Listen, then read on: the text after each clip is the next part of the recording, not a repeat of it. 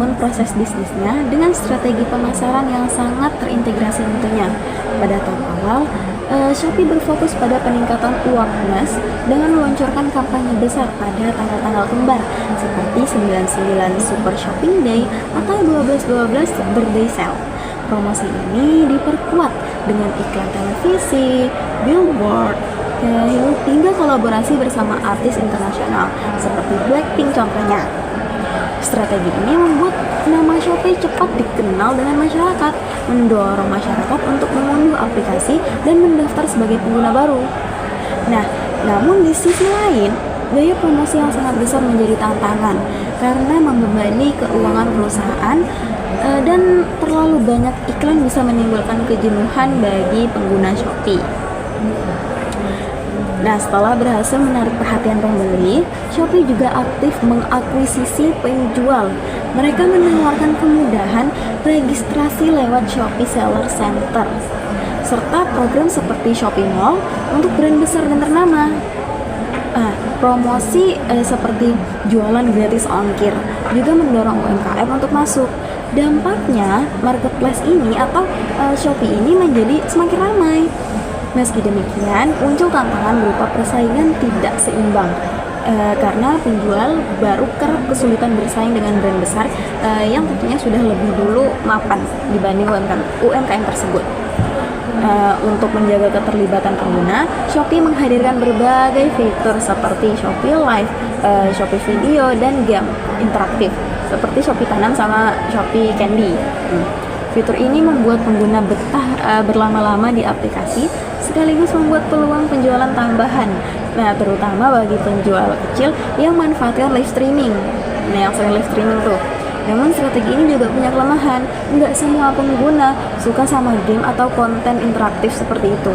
Dan penjual harus lebih meluangkan waktu beserta tenaga untuk rutin membuat konten tersebut. Dari sisi logistik atau jasa pengiriman, Shopee sendiri banyak bekerja sama melalui ekspedisi. Contohnya seperti Adijanti, JNE, dan juga Si Cepat. Dan juga Shopee memiliki ekspedisinya sendiri, yaitu Shopee Express. Nah, Shopee juga memiliki fitur tracking real time yang dimana itu dapat memberikan rasa aman kepada pembeli karena pembeli bisa memantau barang yang ia beli itu berada di mana.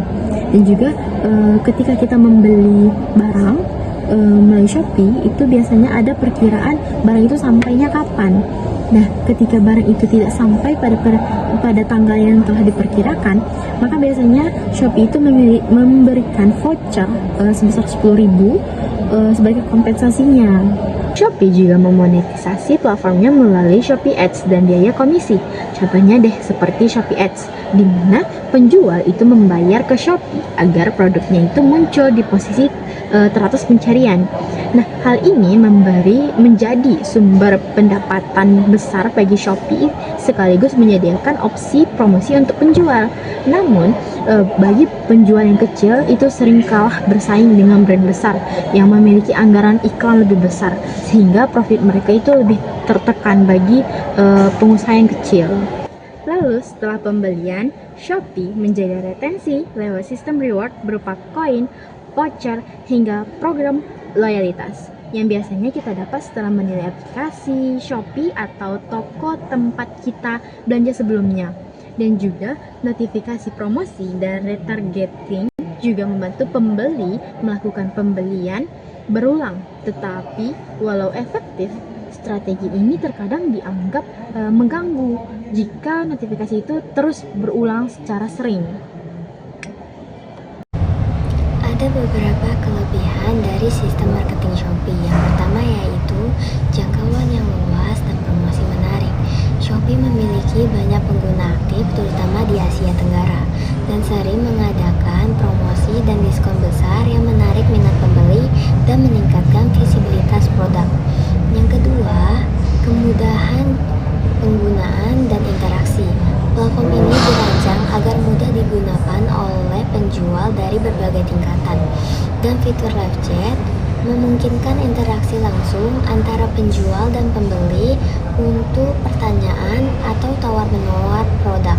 Yang ketiga, fitur iklan dalam platform. Penjual dapat memanfaatkan Shopee Ads untuk menampilkan produk mereka secara langsung di halaman-halaman penting Shopee dan meningkatkan kemungkinan pembelian instan. Keempat, dukungan program Shopee Mall.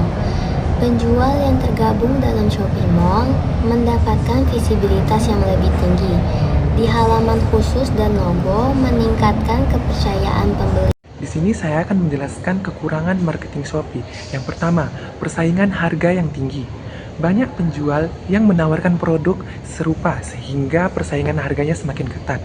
Dengan adanya hal ini, membuat keuntungan penjual bisa menjadi tipis. Solusinya, penjual bisa fokus pada diferensi produk seperti desain yang unik, kualitas lebih baik, dan packingan yang menarik, dan juga menambahkan layanan after sales seperti garansi, respon cepat, agar konsumen tidak hanya membandingkan harganya saja. Yang kedua, biaya promosi yang semakin tinggi, seperti fitur iklan berbayar atau Shopee ADS yang diperlukan agar produk lebih terlihat. Jika iklan yang tersebut tidak terlihat, maka produk seringkali tenggelam di halaman pencarian di Shopee. Solusinya, gunakan iklan secara selektif, misalnya hanya untuk produk bestseller, dan juga mengoptimalkan foto produk, deskripsi, dan kata kunci atau SEO Shopee agar tetap muncul organik tanpa banyak biaya iklan. Yang ketiga, ketergantungan pada diskon dan voucher. Nah, strategi marketing Shopee ini seringkali menekankan pada diskon besar-besaran seperti cashback, gratis ongkir. Nah, dengan adanya hal ini bisa menurunkan loyalitas konsumen karena mereka sudah terbiasa membeli barang dengan adanya promo.